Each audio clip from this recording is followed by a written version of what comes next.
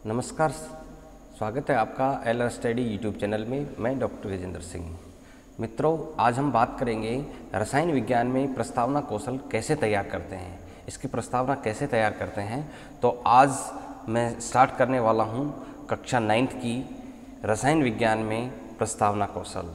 तो मित्रों, यदि आपने हमारे चैनल को अभी तक सब्सक्राइब नहीं किया है तो आप इसको सब्सक्राइब करें, और यदि ये वीडियो पसंद आए तो इसको लाइक करें और ज़्यादा से ज़्यादा शेयर करें, ताकि आने वाले जो वीडियो हैं वो आपको समय पर मिलते रहे हैं। रसायन विज्ञान से संबंधित चाहे वो लेसन प्लान हो, पाठ्य योजना हो, इसके स्किल हैं, जैसे अभी व्याख्या कौशल आएगा, उसके बाद प्रश्न कौशल आएगा, पुनर्बलन, रीइंफोर्समेंट आएंगे। ये सारी जो चीज़ें हैं बीएड से संबंधित, चाहे वो शिक्षण विधियाँ हों, टीचिंग मेथड जो भी हैं, वो सब आपको इस चैनल के माध्यम से मिलेंगे। तो आइए शुरू करते हैं आज का प्रस्तावना कौशल। तो मित्रों देखो, सबसे पहले हमें ये ध्यान रखना है कि हम जो प्रस्तावना कौशल तैयार कर रहे हैं वो उसका तरीका क्या है बनाने का। तो उस तरीके के लिए हमारे कुछ नियम हैं जिनको हम घटक कहते हैं। तो प्रस्तावना कौशल के घटक, कंपोनेंट्स ऑफ इंट्रोडक्शन स्किल। तो सबसे पहले जो उसका घटक है वो ये है पूर्व ज्ञान का उपयोग।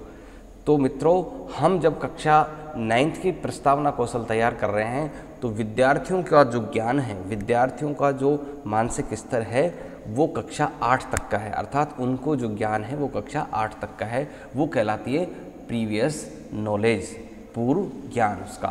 दूसरा है उचित युक्तियों एवं साधनों का उपयोग।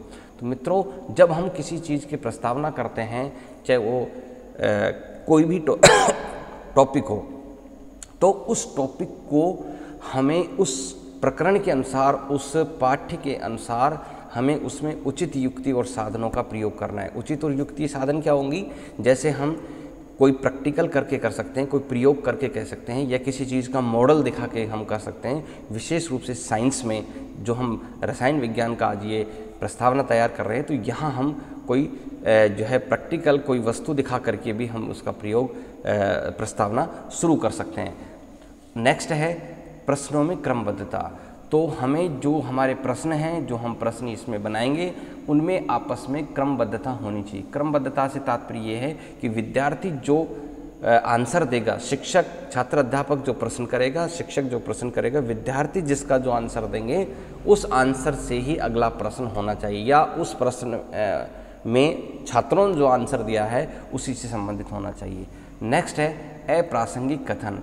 तो मित्रों, अप्रासंगिक कथन हर चीज़ को, चाहे किसी भी क्षेत्र में हो, वो बोरियत लाता है। इसलिए प्रस्तावना को रुचिकर बनाने के लिए हमें इररिलेवेंट स्टेटमेंट जारी नहीं करने हैं, अप्रासंगिक कथन का प्रयोग नहीं करना है। जैसे हम रसायन विज्ञान में अगर कोई टॉपिक पढ़ा रहे हैं तो उसी से ही संबंधित हम चर्चा उसके अंदर करेंगे। नेक्स्ट है प्रस्तावना की अवधि। तो प्रस्तावना की अवधि, जैसा कि हमने पढ़ा है पूर्व के वीडियो में, कि प्रस्तावना की जो अवधि है, सूक्ष्म शिक्षण में प्रस्तावना की जो अवधि है वो 5 से 10 मिनट की होनी चाहिए, और उत्तम प्रकार की जो प्रस्तावना है वो कम से कम 5 से 10 मिनट के मध्य में पूर्ण हो जानी चाहिए, ताकि विद्यार्थी जो हैं वो उसमें इंटरेस्ट ले सकें, रुचि ले सकें और आगे अपने शिक्षण को जारी रख सकें। तो आइए शुरू करते हैं रसायन विज्ञान का प्रस्तावना कौशल। देखिए, सबसे पहले हम प्रस्तावना कौशल शुरू करेंगे। ये जो दिख रहा है आपको, ये होती है श्यामपट्ट पूर्तियाँ। कोई भी शिक्षक हो, चाहे छात्राध्यापक, ट्रेनी हो, या फिर कोई शिक्षक हो, जब कक्षा में पढ़ाने जाता है तो फर्स्ट ऑफ ऑल उसका इम्प्रेशन ये है कि वह ब्लैक बोर्ड की जो पूर्ति है वो करे। तो उसमें सबसे पहले लिखे आज की दिनांक, उसके बाद में लिखे विषय, जो विषय पढ़ाने वाले हैं रसायन विज्ञान, उसके बाद में लिखें कालांश, प्रथम कालांश। ये कालांश जिस कालांश में शिक्षक पढ़ा रहा है उसमें पहला कालांश भी हो सकता है, first, second, third, fourth, fifth, कोई सा भी कालांश जिसमें शिक्षक पढ़ा रहा है वो। कक्षा 9th जिस कक्षा में पढ़ा रहा है, आज मैं 9th का पढ़ा रहा हूँ इसलिए आपको कक्षा 9th लिखा है। आगे देखें प्रकरण, प्रकरण में हमने लिखा धातु और अधातु। तो मित्रों आज हम जो प्रस्तावना कौशल तैयार करेंगे वो है धातु और अधातु पे। यहाँ विशेष ध्यान देने वाली बात है कि श्यामपट पूर्ति जब हम करें तो इसको मैंने रेड किया हुआ है, इसका अर्थ ये है कि ये अभी नहीं लिखना है। ये कब लिखना है? विद्यार्थी जब ये प्रश्न कर लेगा, विद्यार्थी बच्चों में पढ़ने के लिए उनमें रुचि जागृत कर देगा, तब उद्देश्य कथन बोलेगा, तब आपको यहाँ पे इसको प्रकरण को इस पे लिखना है, इससे पहले नहीं। तो ये प्रकरण होगा हमारा धातु और अधातु, अर्थात धातु और अधातु पे हम प्रस्तावना तैयार करेंगे। समयावधि देखें इसमें 5 से 10 मिनट, ठीक है। उसका अनुक्रमांक है, तो जो शिक्षक अगर पढ़ा रहा है तो वो अपना नाम लिख सकता है, अदरवाइज छात्र अध्यापक जो है वो ट्रेनिंग कर रहा है तो वो अपने अनुक्रमांक लिख सकता है। तो देखिए किस तरह से प्रश्न होंगे। देखो सबसे पहले ध्यान रखें पूर्व ज्ञान का उपयोग। तो सबसे पहला जो प्रश्न होगा वो पूर्व ज्ञान पर होगा। देखें, मनुष्य की मूलभूत आवश्यकताएं कौन कौन सी हैं? सिंपल सा बहुत ही सरल प्रश्न हम बच्चों के मानसिक स्तर को ध्यान में रखते हुए पूछेंगे कि मनुष्य की मूलभूत आवश्यकताएं कौन सी हैं। तो मूलभूत आवश्यकता अर्थात जीने के लिए हमें किन किन चीज़ों की आवश्यकता होती है, रहने के लिए हमें क्या क्या चाहिए, जीवन यापन करने के लिए क्या है। तो बच्चे बताएंगे उसके अंदर रोटी, कपड़ा और मकान। कुछ बच्चे बताएंगे कि सर जीने के लिए हमें खाना चाहिए, कुछ बच्चे कहेंगे कि सर हमें अच्छा लगने के लिए हमें कपड़ा चाहिए, कुछ कहेंगे सर हमें रहने के लिए घर चाहिए, मकान चाहिए। तो हमारी मनुष्य की मूलभूत आवश्यकता क्या होती है? रोटी, कपड़ा और मकान। अब इन्हीं में से ही अगला प्रश्न होना चाहिए जो हमारा टॉपिक है अगला, क्रमबद्धता। वो क्रमबद्धता क्या होगी? इनमें से प्रश्न लेंगे। तो नेक्स्ट प्रश्न होगा मकान बनाने के लिए किन किन वस्तुओं की आवश्यकता होती है?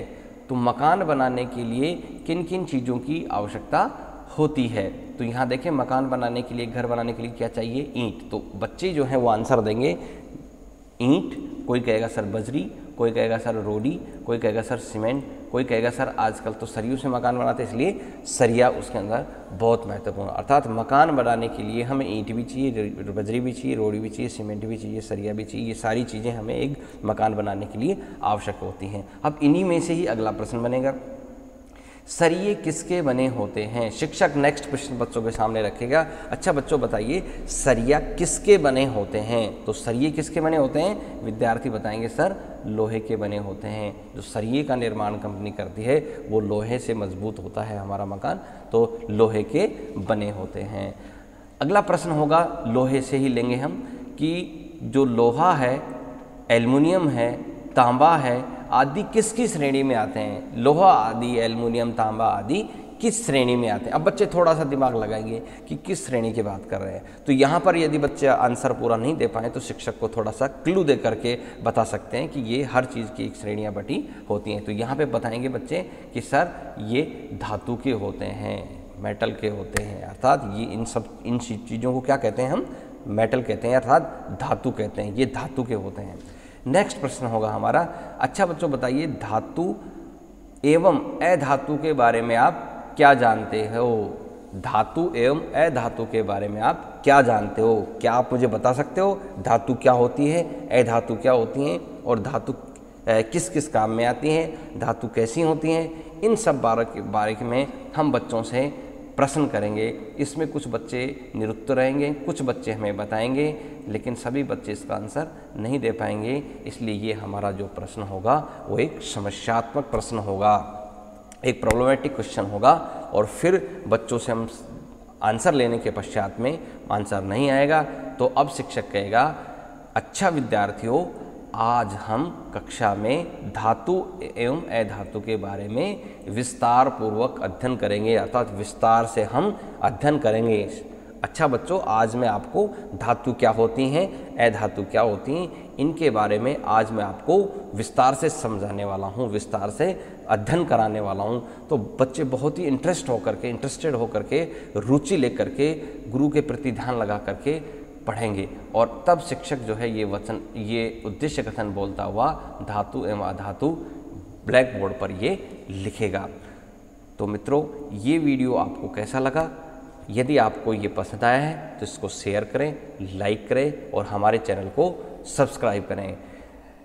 बीएड से संबंधित सभी कौशल, सभी शिक्षण विधियाँ सभी लेसन प्लान और अन्य महत्वपूर्ण जो भी मटेरियल बीएड पाठ्यक्रम से संबंधित होता है वो आप सभी को इस चैनल के माध्यम से मिलता रहेगा।